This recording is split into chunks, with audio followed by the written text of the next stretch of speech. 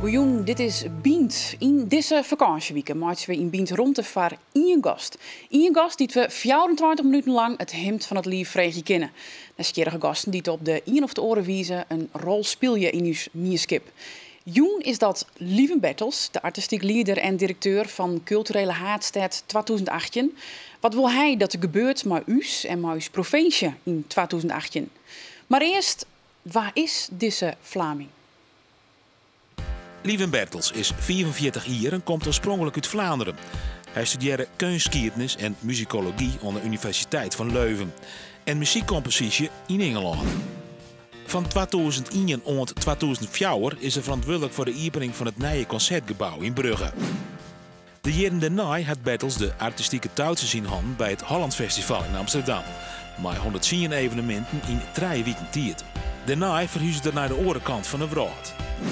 In Australië is hij van 2011 tot 2016 artistiek leider van het Sydney Festival, een van de grootste cultuurfestivals van de wereld. In 2013 werd hij voor zijn inspanning voor cultuur benoemd tot ridder in de orde van de Belgische kroon. En zo'n februari werd het Bertels in Ljouwert voor weer een nieuwe baan. Nou was de grote man achter Culturele Haardstad 2018. Ja, en die grote man die zit hier om tafel. Welkom. Dankjewel. Leuk dat je er binnen. Wanneer ging jou voor het eerst een piekenvelmoment? Dat je bij een vaststelling wien of bij een expositie of weet je dat nog?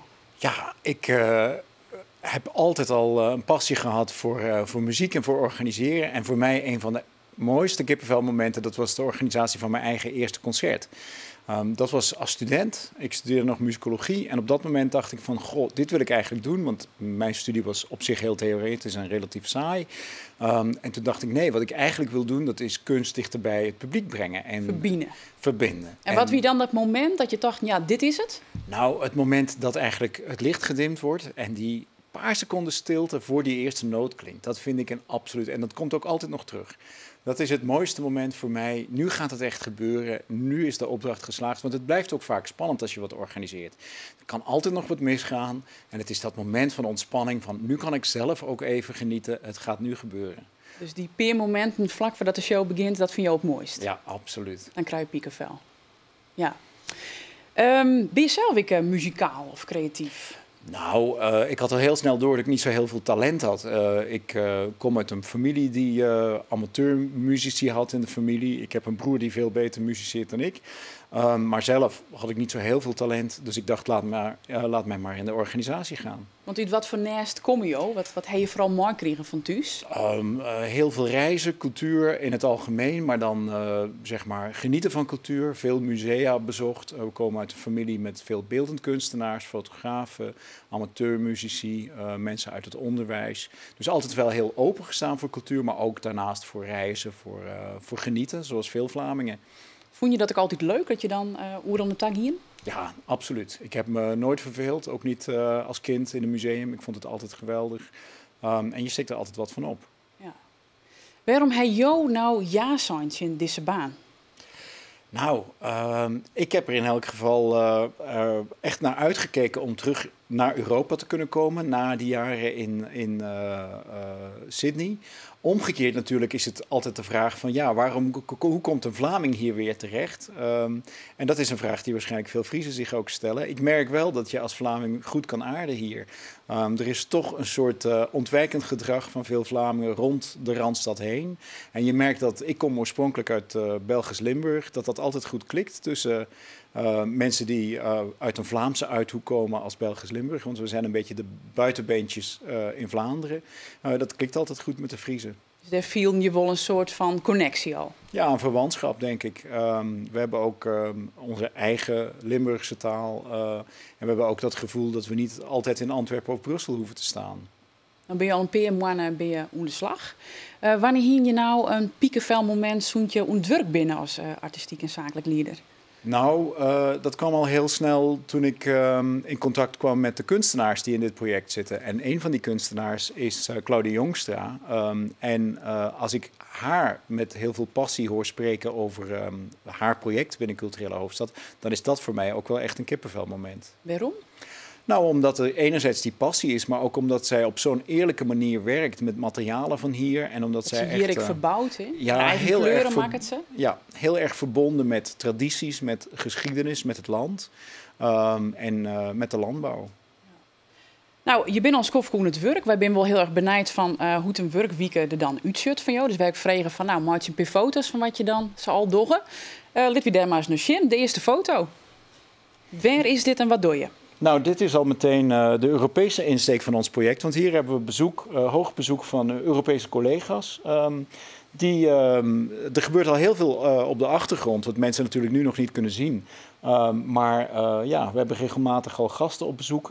En het is heel fijn om die mensen al een inkijk te kunnen geven in wat Leeuwarden en Friesland straks te bieden hebben in 2018. De tweede foto. Oh, Potatoes Go Wild. Heel mooi project omdat het zo goed de band ook weer aangeeft met wat er in deze provincie leeft. Maar het heeft ook die Europese dimensie, omdat je daar een samenwerking hebt tussen Friesland en Valletta, onze partnerstad op Malta. Waar aardappelen natuurlijk van hier naar daar vertrekken en dan terugkomen. En het project poëzie uit Malta, uit Friesland mee naar Malta neemt en poëzie uit Malta weer terug naar Friesland brengt. Fototraaien van je werkweek? De opening van de smederij in de Blokhuispoort. Dat wordt natuurlijk een belangrijke hub voor ons, een belangrijke plek in de stad. Het is heel fijn dat we nu de smederij hebben, want dat is nu al een ontmoetingsplek en een informatieplek. Want meestal kinderen staan uit daar? Ja, mensen kunnen daar zomaar binnenstappen met hun ideeën, want het is natuurlijk een echt Meanskips-project. We hebben nu al 900 ideeën verzameld van mensen, van projecten die zij willen bijdragen aan Culturele Hoofdstad in 2018. En op die manier hebben mensen ook een ontmoetingsplek, kunnen ze informatie opvragen en kunnen ze ook samen vergaderen. Er staat een bakje koffie klaar en je komt daar terecht bij een team van mensen die je kunnen informeren. Nou. Dan nog maar een foto, dan krijg je toch wel een aardig beeld van wat je doet. Zo'n weekend, je is Claudia Jongstra aan het werk, hè? Ja, hier is Claudia aan het werk. En dat is natuurlijk zo mooi dat zij echt heel erg tastbaar en fysiek werk maakt. Het is niet gewoon een leuk concept of een idee. Het is ook echt heel erg fysiek. Ik kan me voorstellen dat zij soms haar publiek wel eens moet tegenhouden, omdat iedereen het constant zou willen aanraken. Ze willen druk omzitten. Ja, dat is ook, iedereen wil het ook aanraken. Nou, straks in Farm of the World, haar project in Culturele Hoofdstad, zal er ook heel veel gelegenheid zijn voor mensen om mee te doen. En dan kan je dat natuurlijk allemaal aanraken.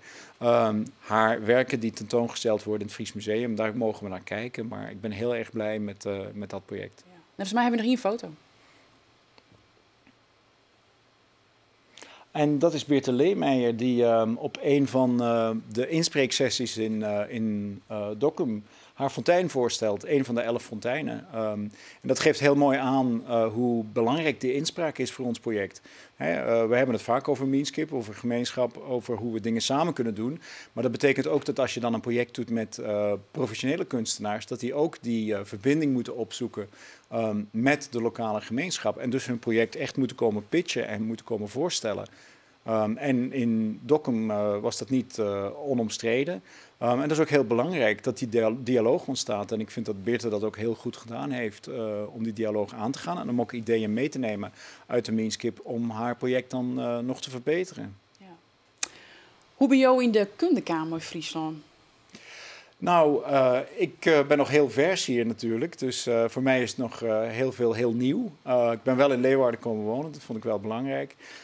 Het is nog een echte ontdekkingstocht, dus voor mij zijn de volgende maanden nog heel belangrijk. Daarbij wil ik natuurlijk ook graag Fries leren. Alleen dat gaat wat trager dan gehoopt, want blijkbaar sta je vrij lang op de wachtlijst voor de cursus Fries. Ja, dus daar wachten we dan nog even op. Maar het gaat goed, ja? Je verstaat het nog prima. We hebben je gevraagd van wat je mooi vindt om Friesland en daar hebben we een filmpje van maken. Kun je even een zien?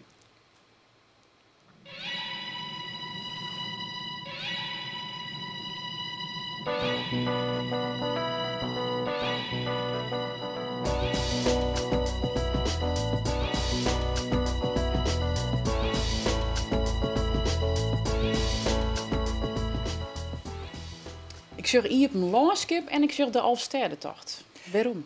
Nou, die Elfstedentocht, dat is natuurlijk echt zoiets. Als je geen Fries bent, dan ben je gewoon stiekem toch jaloers op Friesland. Telkens wanneer je daar beelden van ziet. Een naam als Evert van Bentum is ook in Vlaanderen natuurlijk gewoon toch echt de naam van een held. Daar zijn wij ook mee opgegroeid en we waren ook aan de buis gekluisterd als het Elfstedentocht was. En dan daarnaast voor mij, ja, toch die Frieske Loften, die lucht, dat is zo bijzonder. Mensen die mij volgen op Instagram, die zullen merken dat ik regelmatig ook foto's post van als ik ergens in de provincie ben en weer zo'n prachtige, unieke lucht zie. Dat vind je mooi. Ja, ik vind het niet alleen mooi, maar ook bijzonder dat het zo snel kan veranderen. Ja. En dat is zo mooi. En zo anders dan bijvoorbeeld ergens in Duitsland of ergens in de Randstad staan. Het weer kan op een kwartier weer een heel ander soort beeld geven en een heel andere lucht. En die hele andere ervaring van het landschap, namelijk een klein beetje landschap en heel veel lucht. Het is zo mooi. Wat is jouw indruk en nota van de Mierskip, van Us Friesen? Wat valt je op? Wat vind je? Nou, dat die veel diverser is dan veel mensen van buitenaf aanvankelijk denken. En dat is natuurlijk ook een boodschap die we met Culturele Hoofdstad willen omarmen. Die diversiteit ook in beeld brengen. Maar als je alleen maar afgaat op het postkaartje, als je alleen maar denkt van, nou ja, Friesland, dat is toch gewoon een beetje de romantiek van het boerenleven en het idee van de noeste werker, maar een beetje in zichzelf gekeerd. Dan zit je goed mis, want dan heb je eigenlijk helemaal geen idee van het hedendaagse Friesland. En dat is leuk om daar nu ook eens echt heel actief mee in contact te komen en te gaan ontdekken hoeveel er eigenlijk leeft, hoe groot die diversiteit is hoeveel connectie er is tussen deze provincie en de rest van de wereld. Ja, want dan komen we bij culturele haardstad. Er binnen een heel soort plan, zit een heel soort te gebeuren. Ja, maar zelfs ik een kwart film kan maken om even vast een beeld te schetsen. Zie je? In 2018 vinden er ruim 40 grote evenementen plaats en activiteiten op nog eens 1000 plekken. In Leeuwarden, Friesland, het Waddengebied, Nederland en Europa. Dat zijn evenementen die veel bezoekers zullen trekken. Het zijn evenementen die door Europa reizen met een bijzondere boodschap. Of projecten die iets blijvends achterlaten. En evenementen die ervoor zorgen dat wij elkaar beter leren kennen. Leeuwarden heeft een ideaal stadscentrum voor dat feestelijke jaar.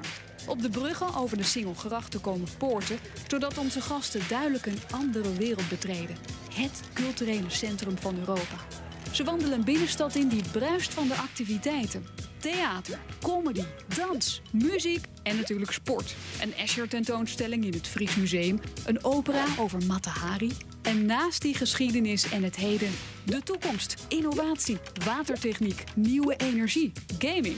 En al die honderdduizenden gasten willen eten in onze restaurants en slapen in onze hotels. En belangrijker nog, met ons en elkaar in contact komen. Maar heel Friesland doet mee. In de Friese Elfsteden worden 11 nieuwe fonteinen gebouwd.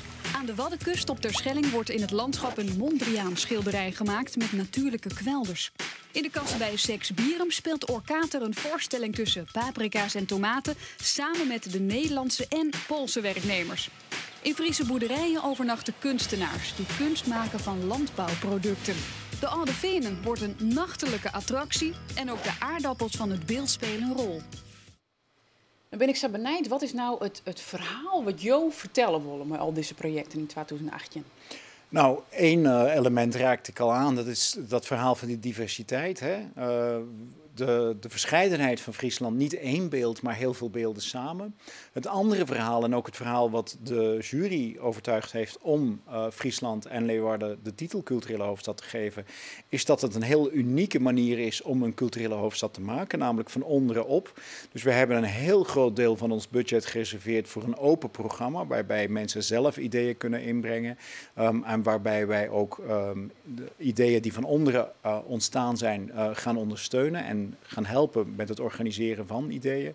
Wat moet er nou gebeuren met u, maar de provincie altijd aanstaan weer klaar is? Of Wat bloot er oer? Wat wil je graag dat er veroordeelt? Nou, dat blijft eerst en vooral blijft er natuurlijk een ongelooflijk feestgevoel over. Dat is wel de bedoeling, dat we met elkaar een fantastisch jaar gaan hebben. Maar daarnaast blijven er ook een aantal tastbare dingen over.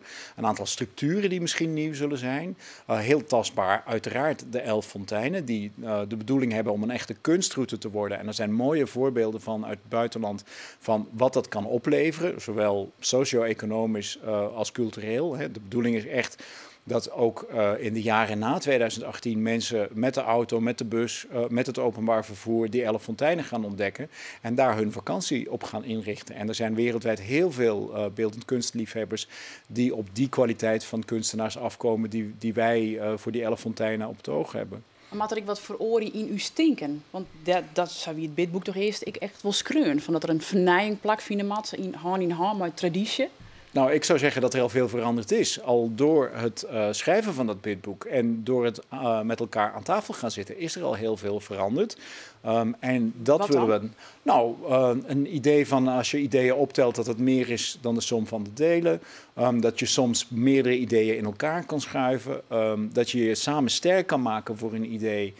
En dat je je dan niet hoeft te laten afschrikken door wat anderen daarvan denken. Maar kun je dat concreter maken? Wat? Ja, als je gaat kijken naar een project als wat Sense of Place bijvoorbeeld wil doen. Het idee dat je in het landschap ingrepen gaat doen die eigenlijk onze relatie met ons landschap wil duidelijk maken. Nou, dat zijn projecten die zonder culturele hoofdstad waarschijnlijk niet op die manier tot stand waren gekomen. En die meteen ook aansluiting vinden bij thema's die heel relevant zijn, zoals biodiversiteit. En je merkt dat op die manier eigenlijk heel veel projecten nu al veel meer gaan opleveren dan wat ze ooit in het bidboek beloofden. De kritiek is dan van dat instanties en instellingen zeggen van ja, wij blijven lang in onzekerheid van komt er wel yield, komt er net yield. Of alle yield gaat nou een culturele haatstad. Laten we zeggen wat een van de mensen daar ik van site. De festivals zitten maar een hand niet hier. Alle beleid is op het stuit op culturele haatstad 2018. Maar er is eigenlijk net onnagedacht hoe het in de jaren daarvoor maat. Waardoor je de situatie krijgt dat een aantal festivals pas heel laat weten of ze door kunnen gaan dat jaar. Of dat ze heel laat weten dat ze niet door kunnen gaan. De provincie en de gemeente Ljouwert zetten bot in op de culturele haatstad 2018. Daar gaat het meeste yield in. Maar door de beurs nooit dicht te houden, kan de cultuur in Friesland er wel eens op achteruit gaan. Zo denken de festivalorganisaties. Eigenlijk is het groot gevaar juist voor daarna ook, 2019, 2020 en daarna. Het gaat heel erg om legacy. Ook 2018 is heel erg bezig met wat laat je eigenlijk achter. Echt een nieuw cultureel Leeuwarden. Cultureel Friesland denk ik ook eigenlijk. En als je nu dingen laat omvallen die nu ambitieus zijn en die nu gebeuren, ja, dan wordt het toch een stuk minder ambitieus straks in 19 en 20. Wat vind je van die kritiek? Nou, die is ten dele terecht. Dat is een gedeelde zorg. Het is heel belangrijk als je culturele hoofdstad wil zijn dat je goed nadenkt over dat evenwicht. En dat is natuurlijk een zorg die wij delen en die we ook vaak en nog vaak zullen bespreken met beleidsmakers. Ja, want wat je dan jaren opstritten is, ik wil dat mensen zeggen van ja, hoe kun je nou de muziekskwallen voor het bezuinigen en dan wil culturele haatstad wezen. Snap je dat? Ik snap dat absoluut. En dat is een hele lastige, want ja, op een bepaald moment kom je toch tot die conclusie. Je kan elke euro maar 1 keer uitgeven. En dan moet je heel goed afwegen, hoe gaan we dat nu aanpakken? Dus overleg is daar heel belangrijk. En dat overleg is er ook. Dit is niet uniek voor Friesland. Dit is een probleem wat elke culturele hoofdstad heeft. En wat we daarom ook doen, is heel goed samenwerken met een van onze internationale adviseurs hierover. Die zelf al 2 keer een culturele hoofdstad heeft geleid. Robert Palmer. Dat is een Schot die ons adviseert. En die betrekken we ook in dit soort denkprocessen. Zodat je zorgt dat het niet een eenmalig feestje is. Maar dat je ook structureel iets verandert. Zodat je dat evenwicht tussen lange termijn en korte termijn goed te pakken hebt. Maar net zo wijzen dat culturele haatstad ten koste gaat van de bestaande infrastructuur die er al is. En dat gevoel leeft wel. Dat gevoel leeft soms ook onterecht. Maar dat mag niet de bedoeling zijn. Dat is zeker. En daar zijn we ons ook van bewust. Ja, want als je dan, ik heb oer yield, dat lijkt mij ook nog best wel even een probleem. Het budget het al bijsteld best naar onderen ta. Dit is wat jouw vargonger der vliegen hier, hoe zou je Ton F. van Dijk? Dat is ook de grote valkuil natuurlijk van zo'n project. Dat je denkt van 2018 is nog heel ver weg. Maar toen ik 5 januari weer begon na het nieuwe jaar, dacht ik wel van ja, het is nu nog minder dan 3 jaar. En er moet nog ontzettend veel gedaan worden. Dus nee, ik denk dat we echt moeten opschieten. En zeker in deze fase. Want we moeten zorgen dat en de mensen in de Minskip begrijpen waar Leeuwarden-Friesland 2018 over gaat en waarom dat voor hen van belang is. We moeten zorgen dat de projecten van de grond komen. En we moeten zorgen dat we het geld wat er nog moet komen, dat we dat ook binnen gaan halen. Dus ik denk dat het heel erg belangrijk is om op te schieten. Ja, en de situatie is nog nijpender worden, liek het mij. Nou, ik denk dat we gewoon heel sterk op scherp staan en dat we heel precies weten wat we wel kunnen, wat we niet kunnen. We hebben een heel belangrijke stap gezet nu door de kern van het programma te bevestigen. We hebben 45 projecten bevestigd einde maart. Dat was heel mooi, want daarmee zitten we ook mooi op schema zoals we met elkaar hadden afgesproken. En nu is het inderdaad zaak om die projecten weer te helpen om hun begrotingen rond te krijgen. En dat is onze taak. Maar dan is het nog maar oorlier natuurlijk. Lees je er wekker van? Nou, dat hoort bij de baan. Af en toe een keertje wakker liggen. Maar niet alleen van geld. We willen vooral ook wakker liggen van op de best mogelijke manier mooie projecten maken met elkaar.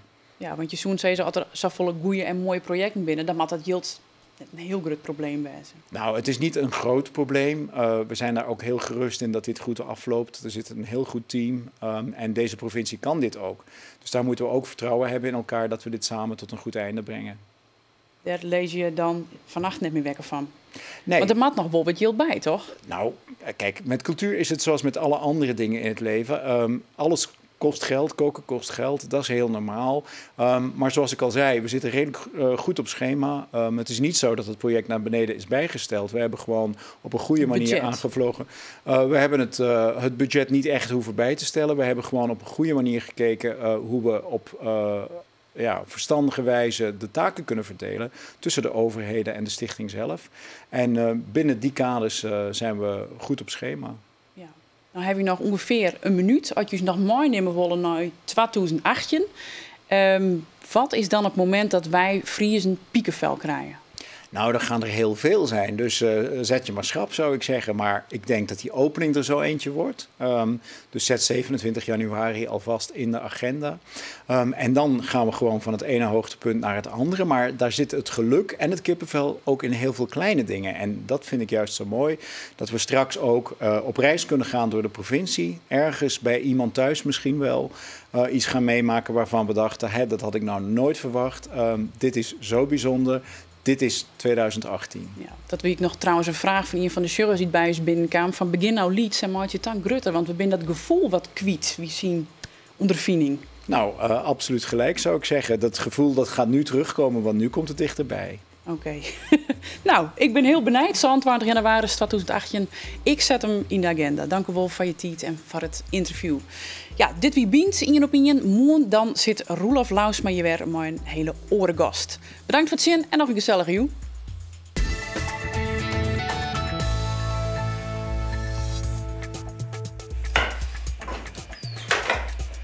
Er zit echt niet vol in. Oh. Het volle soort in zit is bient. Morgen schoot het orakel van Friesland. Oud-commissaris van de Koningin, Hans Wiegel.